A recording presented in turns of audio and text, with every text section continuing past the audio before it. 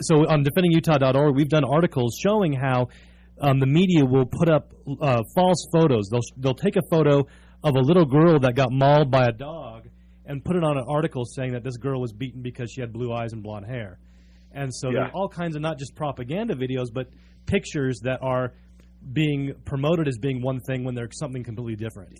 Very verifiable, provable as flat out fake. And so we need to ask ourselves, why are they doing this? What is the purpose behind that kind of propaganda? And here we are. How are you doing this morning, Ben? Wonderful, Sherilyn. I'm so glad to be here. Well, you've set up a marvelous lineup here today for us.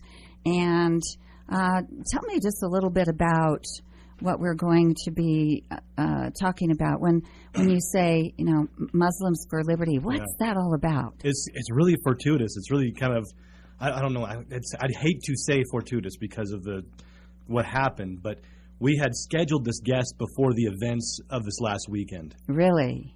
And then this happened, and so it's like even more timely that we were able to do this.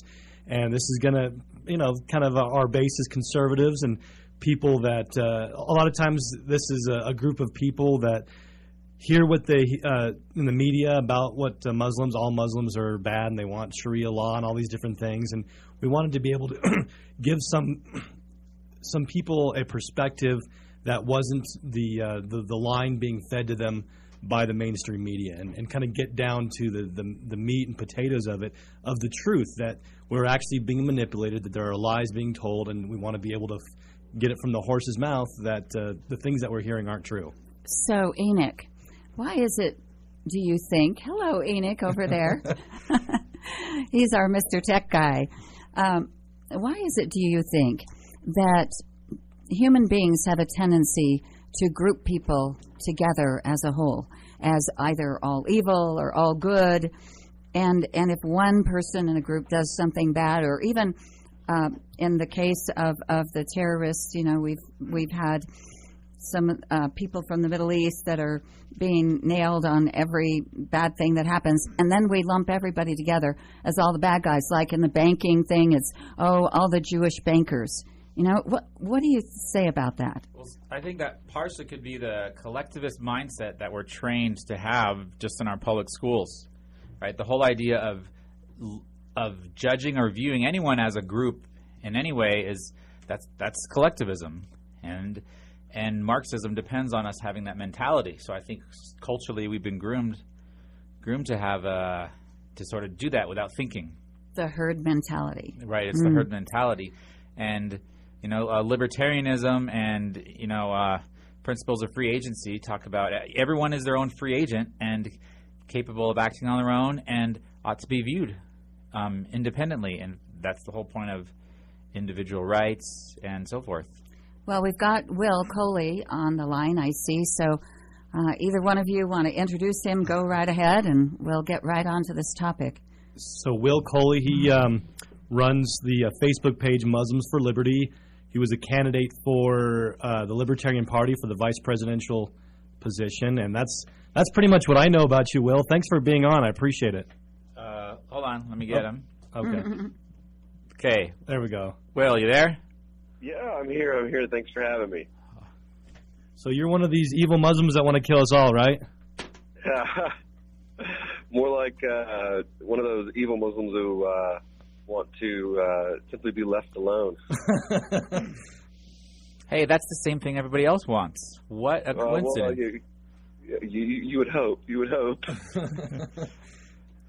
So tell us a little bit about yourself. I kind of gave you a little bit of introduction. I didn't do a lot of research on your background, but I just know that you run that Facebook page, the Muslims for Liberty, and that you ran for the position of vice president on the Libertarian Party ticket. Well, Muslims for Liberty is an international outreach organization. We do what I call a two-pronged effort. On one side, we are bringing libertarian philosophy to the Muslim world and to Muslims here in the U.S. from a perspective of their own legal traditions and their own religious traditions. On the other hand, we bring that same message to the libertarian community to educate them about the Islamic legal tradition, about Islamic history, and the contributions that both have made to the evolution of the concept of limited government and natural rights. In that effort, I was lucky enough, I was listed as one of Anarchant's 11 libertarians doing big things, and also won a Liberty Inspiration Award in 2013 alongside Tom Woods, Ron Paul, John Bush, and Antonio Buehler. So that's basically the work that we do. Awesome. We help start a libertarian movement in a number of countries not particularly known for their liberty-mindedness. The first libertarian think tank in Pakistan, the first libertarian party in Pakistan. We assisted another group in setting up the first bimetal-based. It's a bimetal-based bank where you deposit your precious metals into their account. You then can use what they call a Wakala card and swipe it anywhere a debit card is accepted and spend the value of your precious metals. We also help with starting libertarian movements in Malaysia, Indonesia, Bangladesh, Turkey, and as well as a thriving and growing Muslim libertarian movement here in the United States. Well, I have a question for you. We have a strong movement here in Utah and have actually put into the code legislation that allows this exchange that you're talking about through precious metals commodities. And I'm curious to know if there are other places that are putting legislation in on the state level and where people can go, because actually we have someone who works at this station that moved to Utah specifically so that he could have an account, a precious metal account. You know, I haven't heard of any other states that are working on that. I'm sure that there are probably legislators in New Hampshire that are encouraging that. I think I heard rumors about a bill being floated around here in Tennessee that's not been put out yet, but that there is a bill floating around looking for sponsors in the Tennessee legislature as well that allows the use of precious metals again. Now, I know, I believe it was in either Delaware or Massachusetts, Barnard von Nothaus was using precious metals, but unfortunately he ended up with a lengthy prison sentence for doing so.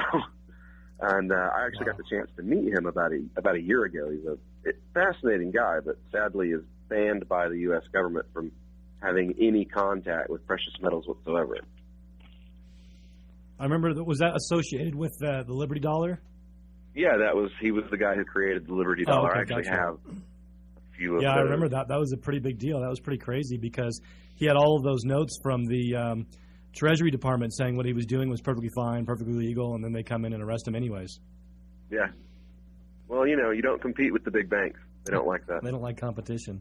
So, well, yeah, you're competing with the petrodollar, basically, and that's a threat to the United States government. And they're not going to have that. That's a threat to world government. Yeah. Right. So at Muslims for Liberty, you guys have a pretty big job then, because you're not only you've got kind of that two-pronged approach you talked about of helping not only your fellow Muslims understand the principles of liberty and promoting it amongst your own faith, but helping other people understand where you're coming from as a Muslim as well. What are some of the most the biggest misconceptions that people have about either about Muslims that you know of in general, and then Muslim libertarians in general? Oh wow! Well, I guess the first big misconception about Muslim libertarians is that there aren't any of us, or that we don't particularly belong in the movement. When, we've grown the libertarian Muslim movement, I guess you could say it was kind of started by Imad ad-Din Ahmed.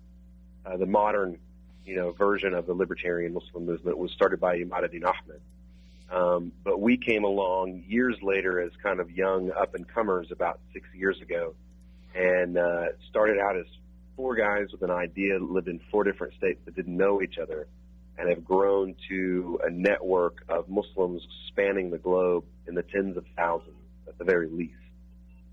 So the movement is growing by leaps and bounds. We saw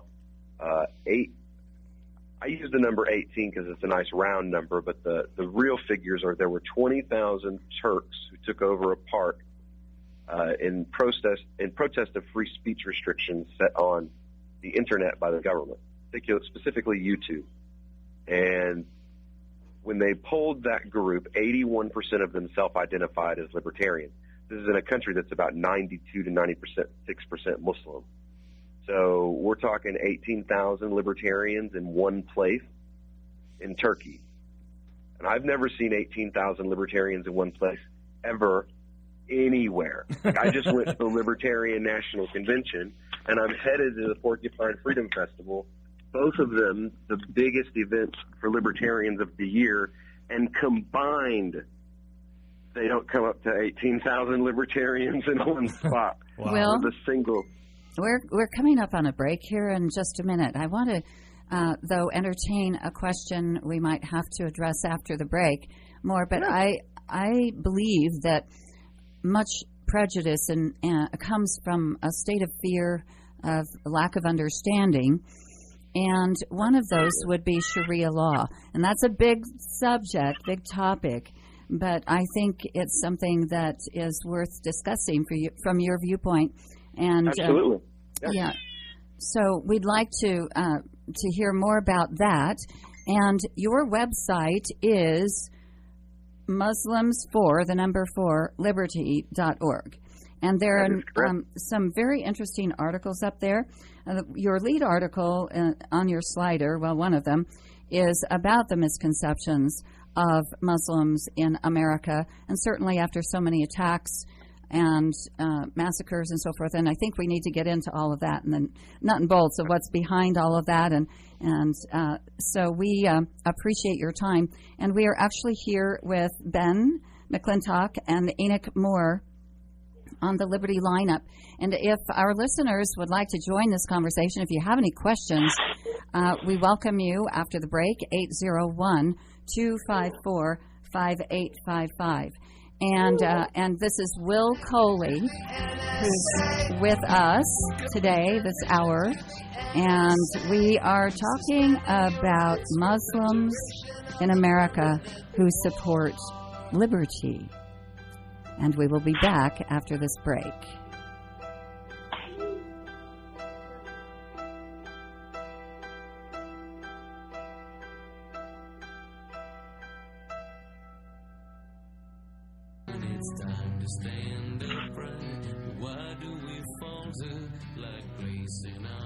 Welcome back to the Liberty Lineup Radio Show. This is the Naked Truth Day with Ben and Enoch. And we have on the line with us Will Coley. And you're Sherilyn Eager. I don't think you said that. I'm Sherilyn Eager. Thank you. And we have a little one with us, too, there in the background. Yeah. How wonderful. Anyway, Will, you're with Muslims4Liberty.org. And before the break, we queued up the topic of the paranoia and fear surrounding Sharia law. How does that fit in with the U.S. Constitution? People ask that question, and what really is that all about? And briefly, Will, before we get into that, I just want to interject, and then I want you to address that question. I traveled to when I found Muslims for Liberty. You said like 6 years ago is when you started. I came across your site.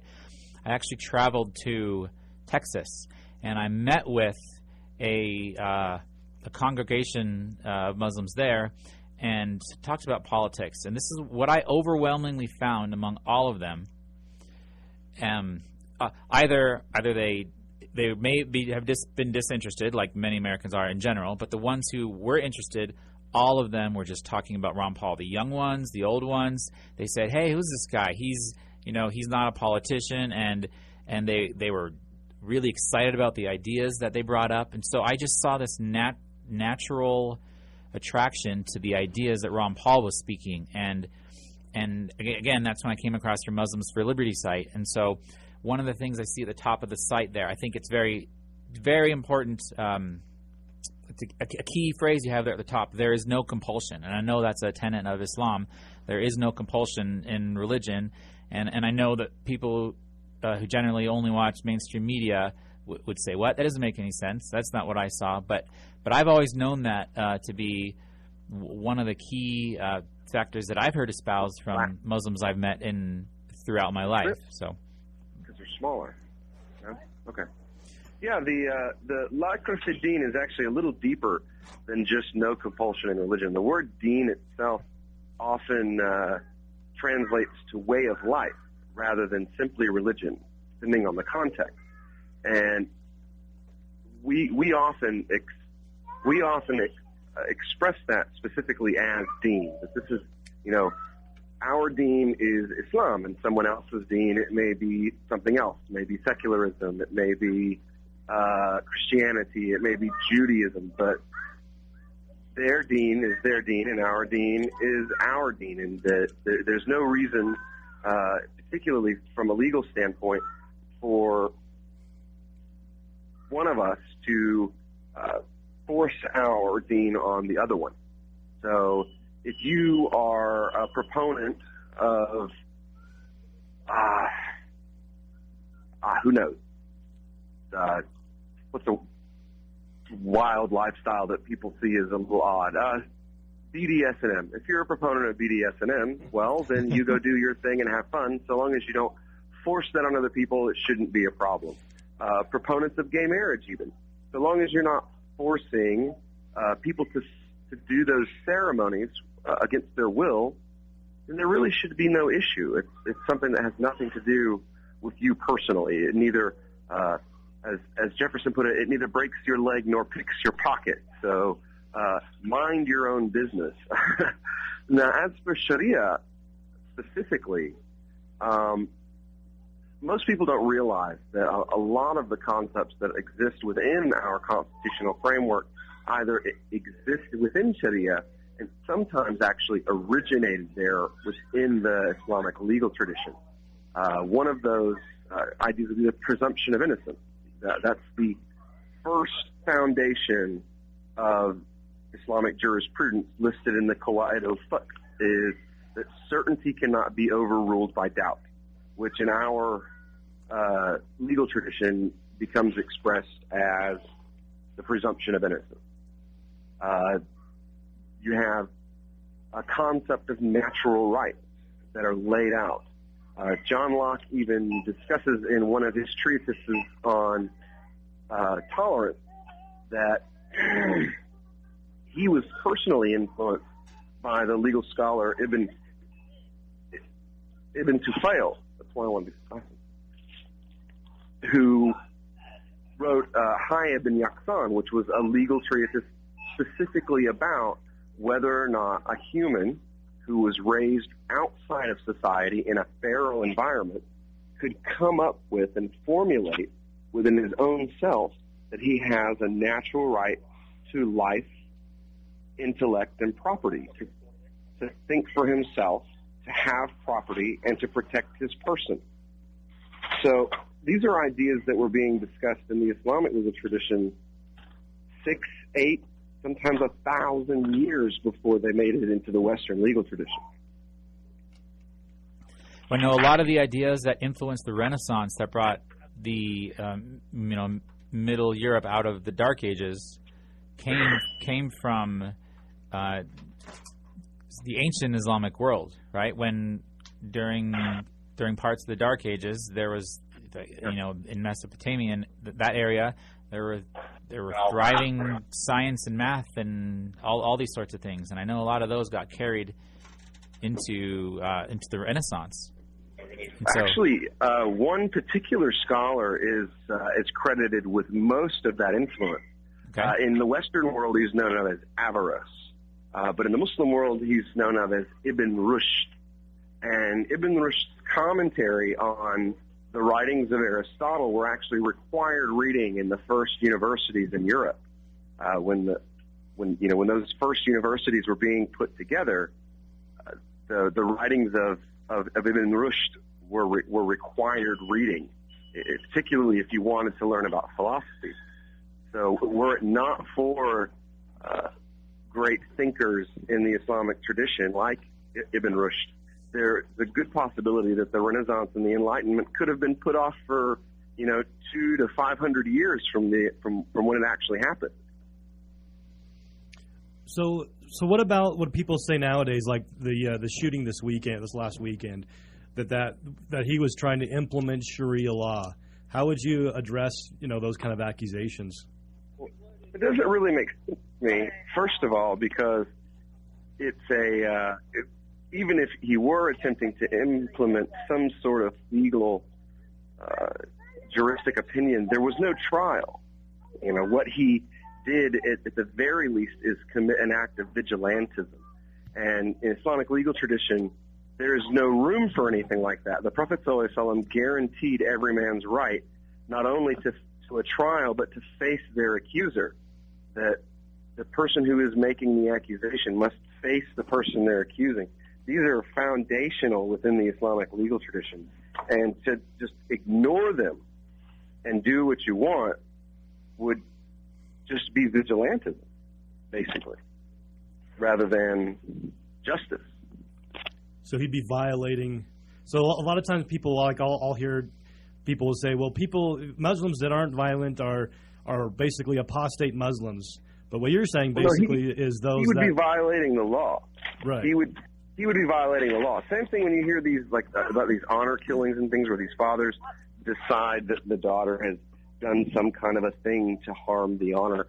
Even if that was a criminal act, even if there was some sort of ability to prosecute that criminally, that would have to happen. There would have to be a trial. There would have to be a prosecutor. There would have to be evidences. There would have to be a conviction. Without those things, it's just murder. Right. So in the case of people saying that that Muslims are trying to subversively implement Sharia law in the United States, what would you say to that? Well, I would say that it's counter both to academia and what the ulama, what the Muslim scholars of history have stated is appropriate. And I would think that it's absolutely that in itself shows the level of knowledge of the people who are pushing this kind of an idea. You even hear contemporary scholars who are extremely popular, like Ed Webb or Hamza Yusuf or Habib Ali, who are referencing these traditions that state that if you enter a country, like say in America, it's our passport system, but you enter a country under a trust, and our passport system is based on a trust. You sign a contract saying you won't attempt to harm people, property, or the government. So you come into this country on a trust. Now, if you come in on a trust with the intention of violating that trust and attempting to harm the locals, then you are a munafiq, which means a hypocrite. And if you die in that state, then you die the death of a hypocrite, which hypocrites are worse than, in the Quranic tradition, hypocrites are worse than sinners. Like there's sin, there's things that you do, there's disbelief, and then hypocrites come in like that's the next rank. So, Will, they're very condemned. How do you account for how Sharia law is applied then in the Middle Eastern countries? It's not applied. Taking a Western model of political slavery and draping some Islamic paraphernalia over the top does not make you a Sharia-compliant country. When you have countries that have paper money, like every Muslim country on earth with the exception of Brunei, then you have no Sharia in that country. They're Marxist countries with a central bank, just like America. Right. Exactly. Having a central bank is totally against... It used to be against Christianity many hundreds of years ago, but right, it's totally in violation of the laws against usury in Islam. Well, the Prophet, it's even more than that. Currency is a law issue within the Islamic legal tradition. Currency is seen as either precious metals, gold, silver, bronze, those sorts of things, or commodities, and that's it. Paper money, currency has to have a value, and our currency has no value. It's just paper. If it was, the wrong day of the week, you could probably just wipe your backside with it and spend less on that than you do the toilet paper that you buy. So then, it has no value. Whereas Sharia does not have punishment such as beheading or stoning or that sort of thing? Oh no, absolutely. Those HUD punishments do exist, but they are seen as something to be used as in extreme circumstances, like say hand cutting for theft is usually something that would come. Like these are kleptomaniacs who they have no need for the items that they're stealing; they're just stealing to steal. And like there's rules for if you get caught, say I stole something from you. Now, if I give you back your property before we go to court, then there is no criminal charge. If I pay you a restitution before we go to court, I give you the value of your property. You've been made whole. There is no criminal charge, and there's no need to go to court.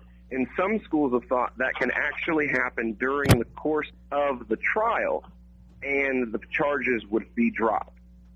Then, after that, if you were convicted, in most cases, a restitution for the value of the property would be set, unless there were extenuating circumstances, specifically extreme poverty or famine. In both of those cases, you would actually not be able to prosecute someone for committing a theft because the difficulty of their situation has put them in a position to do something that they would not normally do. And in all of these cases, if you caught me stealing your property, you could not try to prosecute and convict and punish me right there on the spot. It would all have to go through a full legal court system. There would have to be evidence presented. There would have to be witnesses. All of those things would also still have to happen. So these pictures you see online of like people driving over children's hands who stole fruit because they were hungry, all of that is in direct contention with the most foundational basics of how law is supposed to be applied in the Islamic sense. So in the case of a raped woman, when, as I understand it, I could be wrong, there need to be several witnesses to that. And what if those don't exist?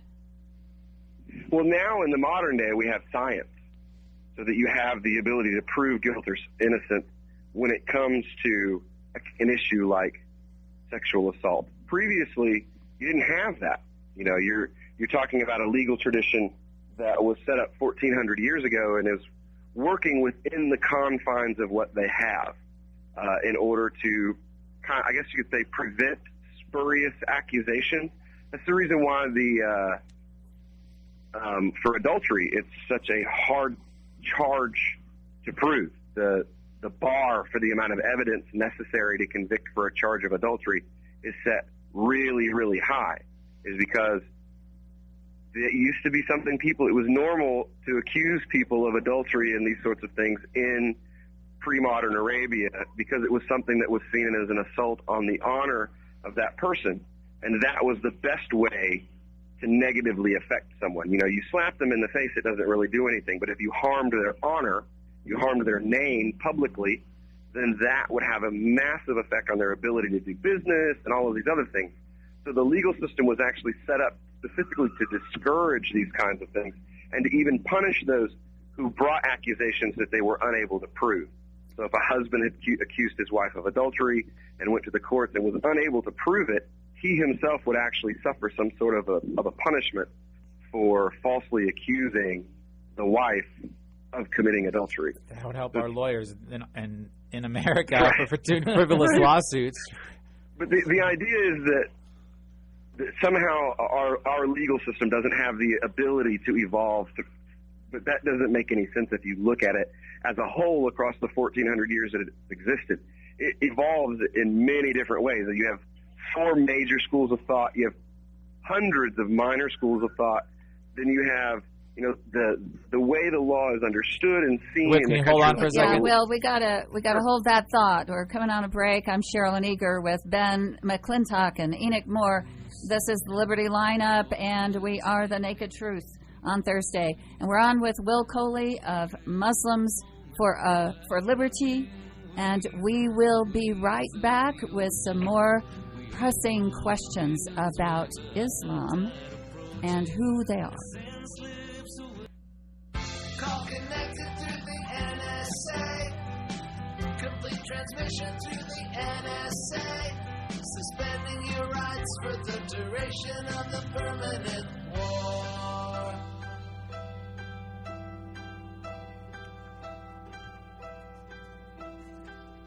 The clock is ticking and we are back. This is the Liberty Lineup. I'm Sherilyn Eager with Ben and Enoch, and we're on with Will. We were on with Will. Did we lose him? Oh, did we lose him? He's calling us. You might as well. Here, just pick it up right here. Yeah, we're doing a little techie thing here. Oh, there we go. Will, we're on the phone with Will Coley from Muslims for Liberty. Sorry we lost you there, but you're back.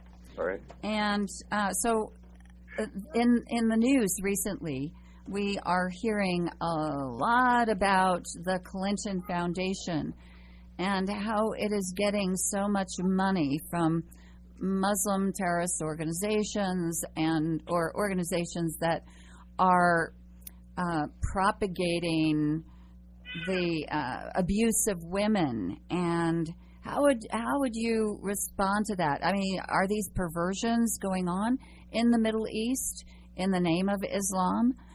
We openly advocate against pretty much every modern state within the quote-unquote Muslim world. We do so quite loud and vocally, even encouraging, their own citizenry to openly speak out against them. I mean, that's part of what Muslims for Liberty does is, we want to reintroduce Muslims to their forgotten legacy in the evolution of these ideas. The idea of natural rights, the idea of freedom of speech, the idea of freedom of association.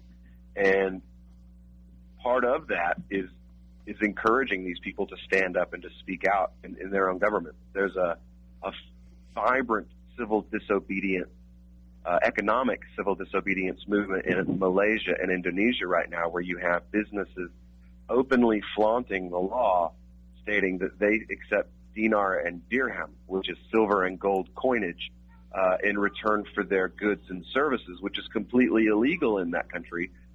They're supposed to be using, I believe it's the ringgit is the name of the currency that they're supposed to be using. And some of them are having their businesses shut down. They're going to jail. But it's because they're willing to stand up and speak out. It's more guts than our state governments have in following the Constitution, which says to do the exact same thing. Mm-hmm. And it's kind of it's both disheartening and encouraging at the same time when I see some of the stuff that goes on. I have a Facebook page that I have to take over the adminship of from time to time because activists that run it's called Libertarians of the Middle East, and activists that work on the page end up getting arrested, because they make statements or they get caught handing out Muslims for Liberty literature in the marketplace, and they're translated into their local dialect and stuff like that, and they end up getting in trouble. I've had a friend of mine that I work with named Irfan, who lives in Iran, that's been arrested at least once. My friend Manhaj, who now lives in Bangladesh but did some time building earthbag houses in Syrian refugee camps, has been kidnapped by ISIS at least once, kidnapped back from ISIS by an al-Qaeda group, and then dropped off at the Turkish border and told never to come back to Syria again. I've had activists that literally stood in front of the Saudi palace and shook their fist and screamed at their discontent with the oppression that comes from there, who were never ever seen again. So Ben and Enoch, either one of you've seen a lot of images out on the internet, and we all see the lineup of the people ready to be beheaded. And how much of that is reality and how much of that is fictitious? And Will, maybe you have a comment as well. If CNN published it, it was probably government propaganda or any mainstream media. Every time those videos or those pictures come out, that there's always mountains of evidence showing it's propaganda, debunking it as propaganda, and either green screened or they're not Muslims because they're not praying in the right direction. Right. There are times where hackers found the security camera in the studio where they were actually filming the video, and so they showed the whole studio as they were doing it, just by hacking the security camera. Right. There are more beheadings in Mexico, even if all those beheadings are true. So if we're really concerned about that's a lot closer to home. And are we going to accuse, because Mexico is a Catholic country, are we going to say it's the Catholic religion endorsing and enforcing their Catholic religion by cutting people's heads off? And you can tell the difference between real beheadings and propaganda beheadings by Googling beheadings in Mexico. So, and it might give you nightmares, and so I don't recommend doing it. But we're on our last segment here, so if our listeners have any questions or comments that they'd like to contribute, it's 801-254-5855.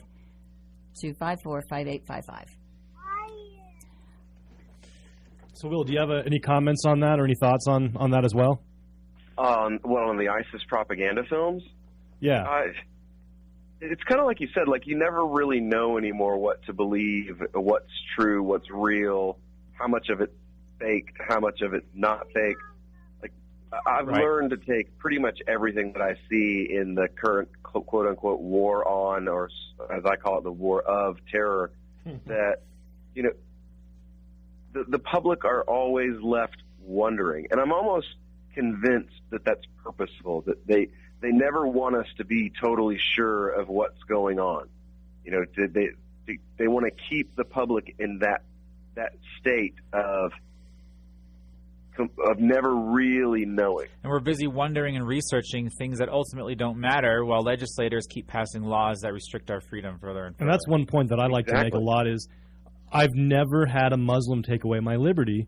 I've got a bunch of white Mormons here in Utah taking away my liberty every day. And also, one of the things on the beheadings is that we've done a lot of work on defendingutah.org. Sorry, that wasn't an anti-Mormon slur. That was just me explaining what was actually happening. But so on defendingutah.org, we've done articles showing how the media will put up false photos. They'll take a photo of a little girl that got mauled by a dog and put it on an article saying that this girl was beaten because she had blue eyes and blonde hair.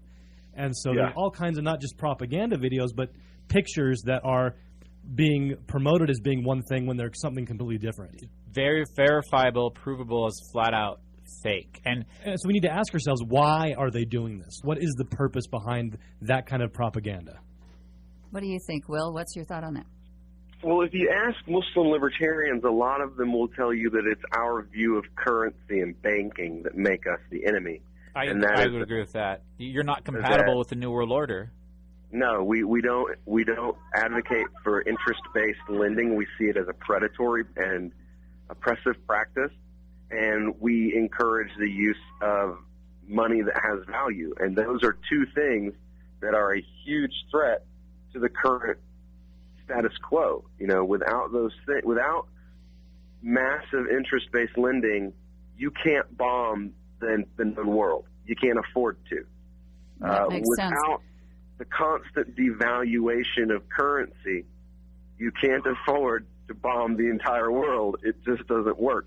So in order to keep the weapons manufacturers with all of their money rolling in and the banks with all of their interest payments rolling in, you can't have a third option. You can't have another option that's out there that's available, that's been shown in history to work, to be functional, and also contribute to societies that become rich, you know, prosperous societies. So, Will, I have a question about Iraq and the interest that Russia, Iran, the United States, and others have there. It seems to me they have great oil resources, no doubt. I don't know. I think it's like 100 million either barrels or something a day that gets produced in Iraq. And so this is a center of interest for countries that want to be able to capture that resource, would it not be? And is Islam being used? And that's whatever the struggle is. You're saying it's monetary and the fiat dollar versus, you know, the commodities structure. But is oil not playing into this, and is the religion being used? Oh, absolutely. I mean, the petrodollar is the world's reserve currency. there have even been accusations that the reason why Iraq was invaded was because Saddam Hussein had threatened to either switch to gold or to the euro. That was the case in Libya. And the same thing in Libya. You know, when countries threaten not to use and Iran now. Iran has what they call a basket currency, which is a combination of like the yen and the yuan and the euro and all these other things that they want to trade theirs in. And who is it we want to go to war with? We want to go to war with Iran.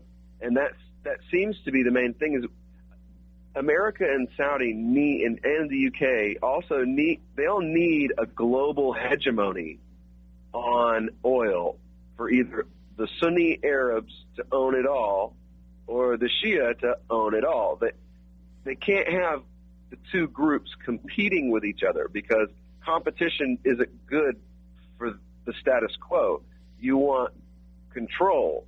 If when the market opened and Iran could put oil on the market, they did, and that pushed the prices down. So now you have tankers full of oil that are just driving around in the Gulf because it's the only way that they can keep the price of gasoline artificially inflated.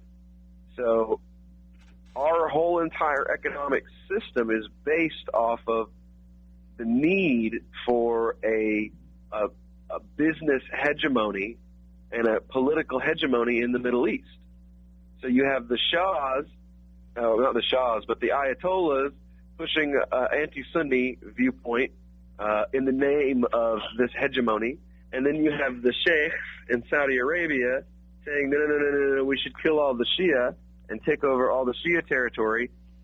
But it's also in the name of this business hegemony, this economic, political hegemony over the oil-producing areas, not about religious factionalism, not about sectarianism. You see a lot of scholars today that are talking about the fact that a Sunni-Shia war is good for the U.S., the UK, and Israel. It's good for them because that gets them one step closer to creating this hegemony that's necessary to be able to corner the global oil market and basically charge whatever you want for it. Well, Coley from Muslims for Liberty, we just have time for one more question, quick answer, and then we are at the top of our hour. Let's just address this very quickly. How endangered is Israel then? Is this about Israel and about the Muslims' disdain for the Jews? Well, it's not. It doesn't have anything to do with disdain for the Jews. If you came to my neighborhood and you bombed my house and I ran away, and then when you stopped bombing and I tried to come back and reclaim my property, you started shooting at me. I don't think you're a Jew. I wouldn't like you very much still. It wouldn't, whether you were Jewish or not, wouldn't change my reaction to that type of a usurpation of my rights. I'm going to dislike you regardless of your religion. And even the leader of a group like Hamas has come out and stated that specifically. He's dead now, but at the time he was a leader of Hamas. He specifically stated, we don't hate the Jews because they're Jews. We hate them because they took our property. They kill our children.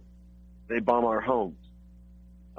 Is Israel in danger? No, not particularly. They're the second largest weapons producing country. Yes, they've got a big arsenal. We have to cut this discussion short. We've got to have you come back again another time. Will Coley from Muslims for Liberty, thank you.